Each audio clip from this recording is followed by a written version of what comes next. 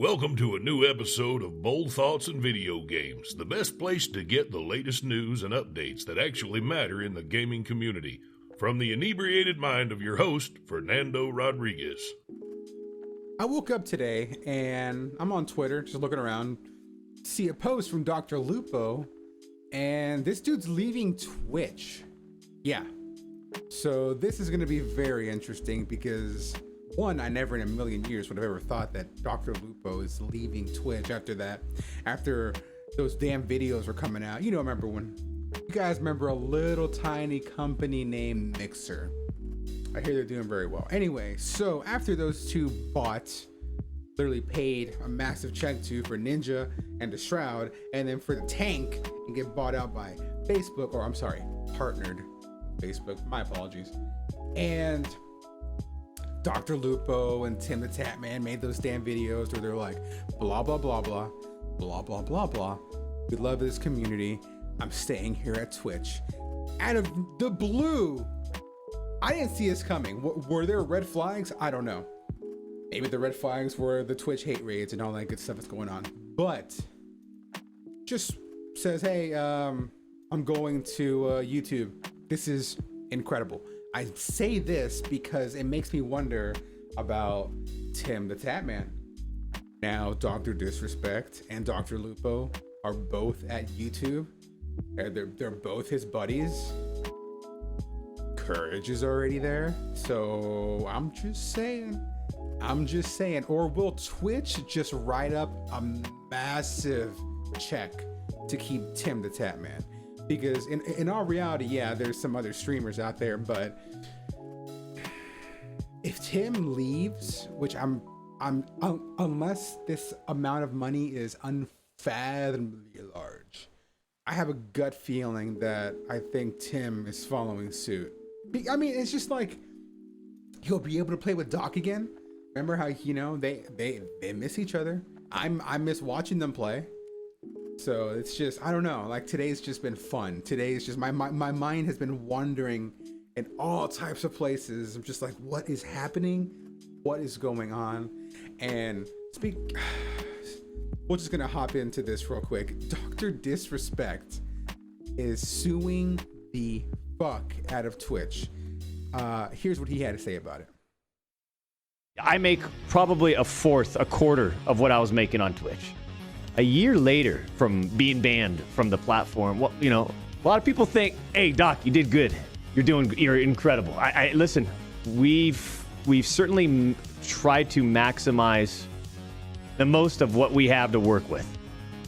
And that's certainly been the case, champs, and I appreciate the support. You guys have just been absolutely amazing. What the Twitch ban is really, how it's really affected us, not just from a financial standpoint, but from a networking standpoint, from all the relationships we built over the past 5 years in terms of Activision and EA. I mean, everyone, all the big sponsors, all the big partnerships, they have to question, why did you get banned, right? So our ultimate bigger building out of the umbrella and the Doc universe and everything, whether it's obvious or not, the blacklisting, the shadow banning, it's happening, and as well as you think we're doing, and I think we're doing well enough.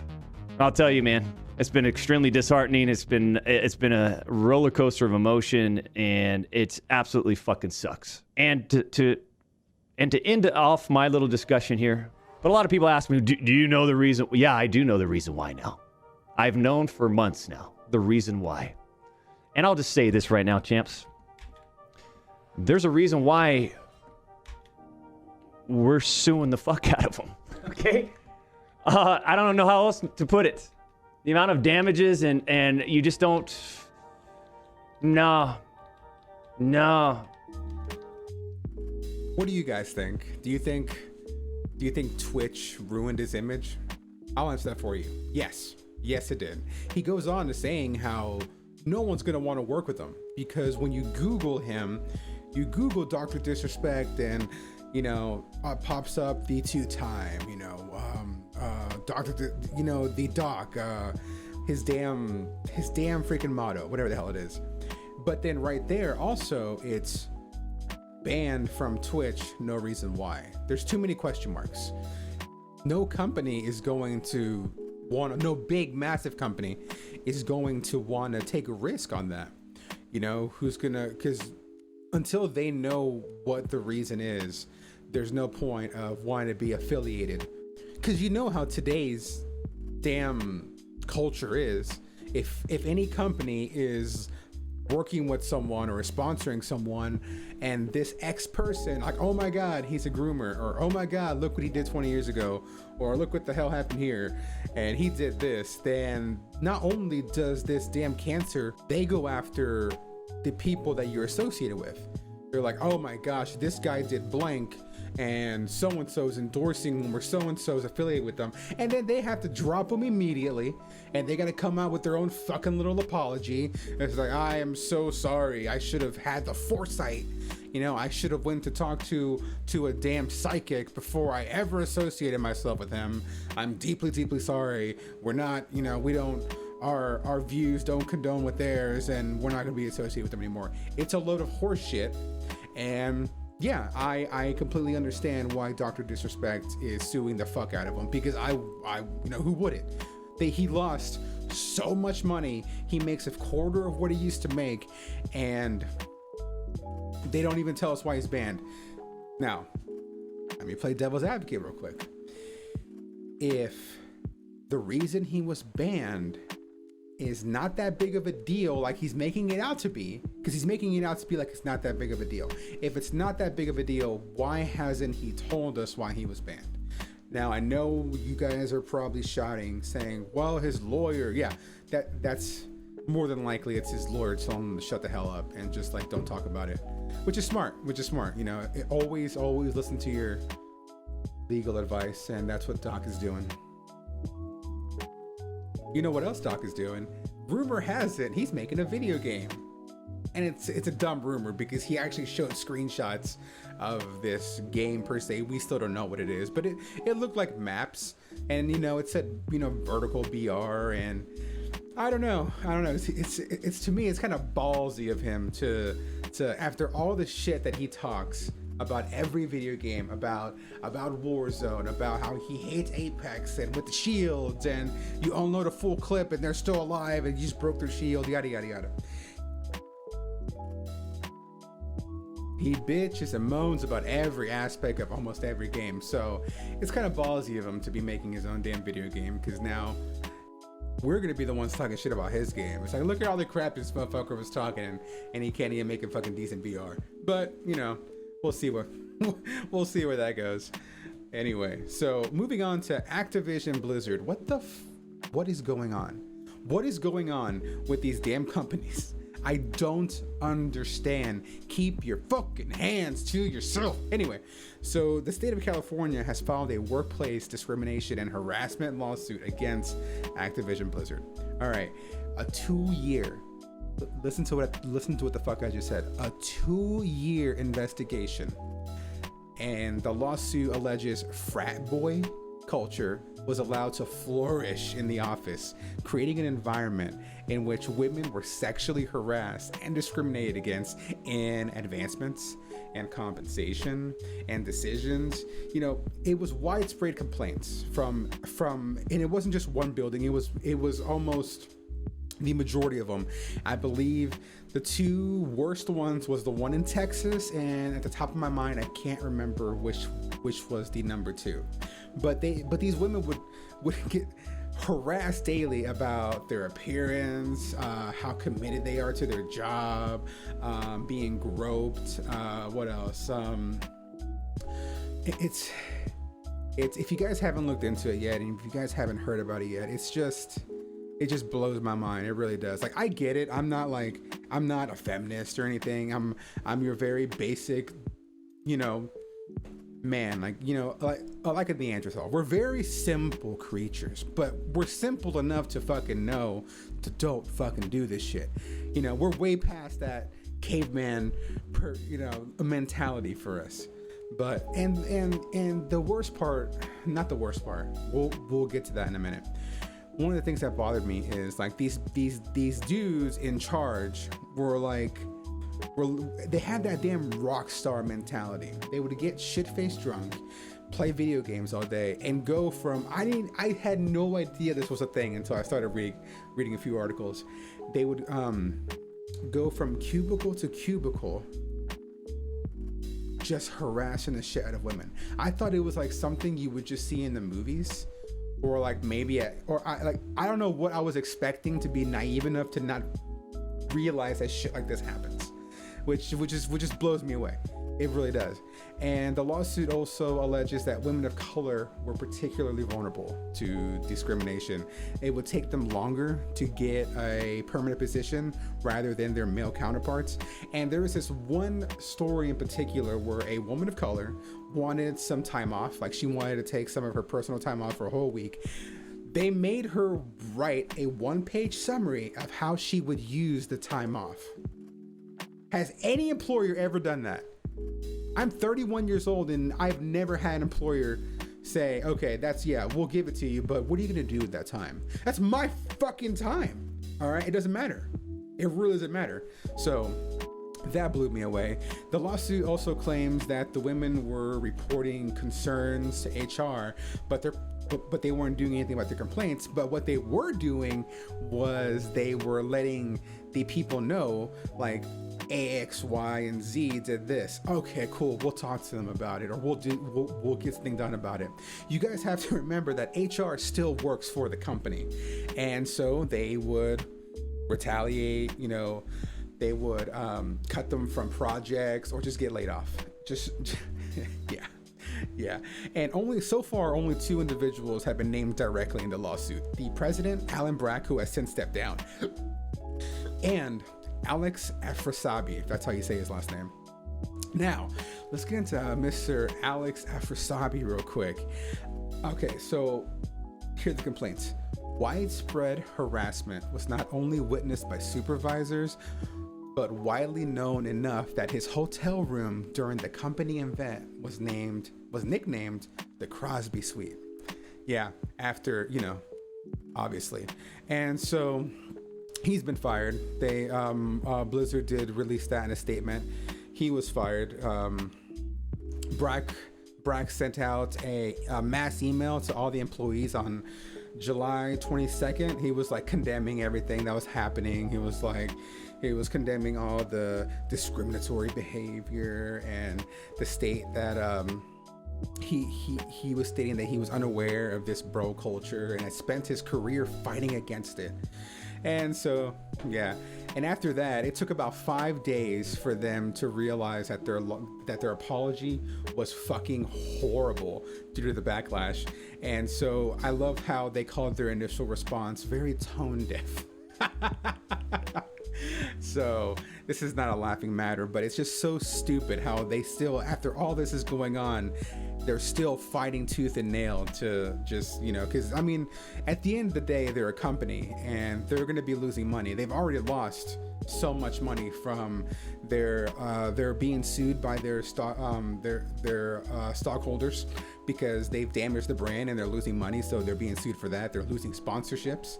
Like who are the biggest ones? I think it was Coca-Cola and I want to say it's Coca-Cola and State Farm that have dropped have dropped Blizzard. I mean, they're losing money left and right, so I understand that they're trying to put a band-aid over this and try and brush it under the table, but the ball's already rolling, man. The ball's rolling. There's been walkouts, there's been protests by your employees. Come on, and in the extreme case, one of your employees killed herself on a company trip, dude. Allegedly, I have to say allegedly, due to being sexually harassed. And on top of everything, there's rumors that Activision Blizzard is actually shredding evidence. Now, of course, we have to say allegedly because it's still not proven. Obviously, they're not going to be like, okay, all right, you caught me, I was shredding evidence. They're not that fucking stupid. So we're just going to have to wait and see about that. Unfortunately, this is the fucking world we live in. And unfortunately, sometimes we have to cover stuff like that. But you have to remember, it's not just Activision Blizzard.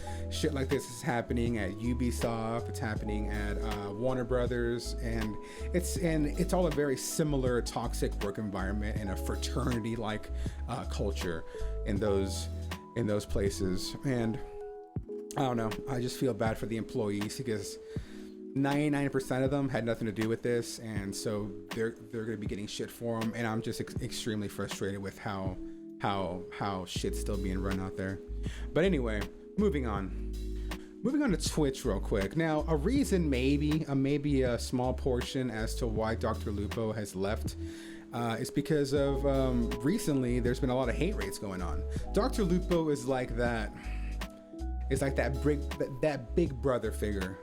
He's a real cool guy as far as we know. You know, I think he's a real cool guy. He does a lot for charity, for St. Jude and all that good stuff. And a few years ago, he made a video also with Twitch. He's like, I'm staying here. And now he's taken off to YouTube. And it could be a portion to how poorly they're running this platform of theirs. And recently we've had hate raids. Now, a hate raid is a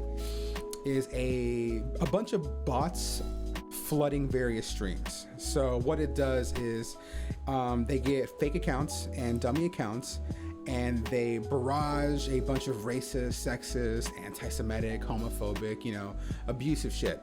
And so they make the life of these people just unpleasant. They're trying to stream, they're trying to have a good time, they're trying to hang out with friends, they're trying to turn this hobby into a reality, and to just have cunts, I guess you can say, take the time out of their miserable fucking lives to harass, people of color, people with disability, people of if they're gay or whatever. It's stupid, and yeah, there's ways around it. There is easy ways around it. You can put your first of all, you can put your channel on follower mode. That's one way. You can put it on subs only, or you can just mute the entire chat altogether. Now, I don't want it to be like one of those responses to where it's like, well, what were you wearing? No, it's not a what were you wearing. What I'm trying to say is like it doesn't matter what you wear. Shit shouldn't happen to you like that. It's just precautions that can be done in case something happens, if that makes sense. It's like if I'm streaming on Twitch, which I don't, I moved over to YouTube a few months back. If I was streaming on Twitch and all of a sudden I see a hate raid coming up and they're like, I don't know, they're like, go back to Mexico, build the wall. Well, first of all, I'd find it fucking hilarious because I have very dark humor. I'd find it funny. I'd be like, you guys are fucking idiots. I don't care. And then just boom, sub only mode. Because no one's going to pay me $5 just to tell me to go back over the border. And if they do, that's fine. I just got $5. All right. That's called passive income. I'll keep doing that. So it does kind of piss me off. It does. That type of shit shouldn't happen. But unfortunately, that's the life we live in. And which that in turn spiked a little trending movement on Twitter with the hashtags do better Twitch and a day off Twitch. Let me talk about a day off Twitch real quick. Okay, I get Twitch do better. Of course, Twitch needs to do better. They really do. There has to be an easier way to fix this and make it to where marginalized streamers aren't being harassed. But I want to specifically talk about a day off Twitch. Nothing is going to happen on a day off Twitch. A message, I get it. You're trying to send a message, but that message is not going to be heard by the ears that you're trying to reach. I get it. You're making a big wave. You're making, you made a big splash, and people are probably going to join you this Wednesday. But at the end of the day, you're actually going to be helping them because it takes money to run servers. And when someone is streaming to 0 viewers or 5 viewers, it's costing them more money for you to stream and do that. So if all these small streamers are taking a day off, 1, they're going to save a shit ton of money that day. And 2, nothing's going to happen because everyone's going to come back the very next day and keep subbing. So I don't know. If you want a good explanation about this, I would look up Devin Nash. He has gone into it in a much deeper, more intellectual way, and he'll actually break it down how you actually bring down a company like Twitch. I love watching his videos. Go ahead and watch his video on it because I'm gonna butcher it. Now, real quick, you guys are probably thinking, All right, well, why don't you just ban that word? I get it. Cool. Okay. Let's say I want to ban the word. It rhymes with tick. All right, cool. How many variations of there is that word? And I say that because there's a guy, his name is Art for the Apocalypse, and he's my brainiac of the day. So he ran a script to determine how many variations of the word jogger could be created with a mixture of English or Latin characters, you know. And it's because Twitch also supports Cyrillic, Greek, Hebrew, and Arabic characters. So the script pumped out 21.9 million variations of the word.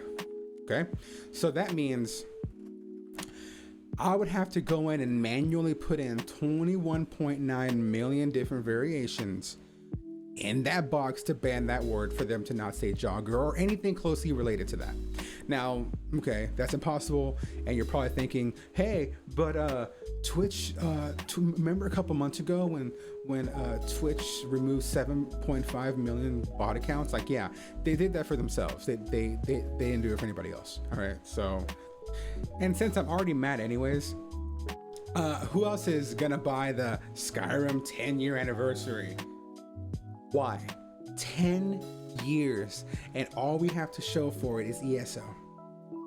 That's it.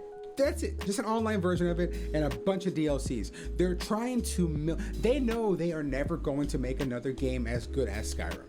All right, that's like whenever I go into work and I put in 200,000% because I was feeling really good that day, and I was like, man, I feel great. I'm gonna make this day the greatest, most productive day ever. And I kicked ass. And the very next day, my boss is like, okay, cool. You know, where's the guy from yesterday? I get it. If that's what happened, let us know. You know, stop. I mean, just we could have had 2 half-ass games by now. 10 years. 2 half-ass games. I mean, you're not Bungie. You're not making the damn new Halo game, which I'm also gonna buy and play, guys. So, but for now, I'm just gonna be on New World grinding it out whenever that comes back. Enjoyed the beta. It was kind of fun, and you know, I just wish the mods were a little bit more. There's more variants of them. It's just like, oh look, I'm a creepy skeleton monster. You know, the beginning is just like Path of Exile, which is with better graphics, you know, and it's like, oh, now I'm a pirate dead guy, you gotta come kill me. I didn't like it. I wish there was more, you know, there was better shit, you know, but still, I already bought the damn game. I already pre-ordered it, so I'm still gonna play it. But yeah, guys, that's all the stories I have for you. I will see you guys later. Don't forget to check out my website, bowlthoughts.com. That's bowl like in cereal, thoughts.com. I'll see you guys later. Thanks for listening to another episode. Tune in next time for more community updates and rants.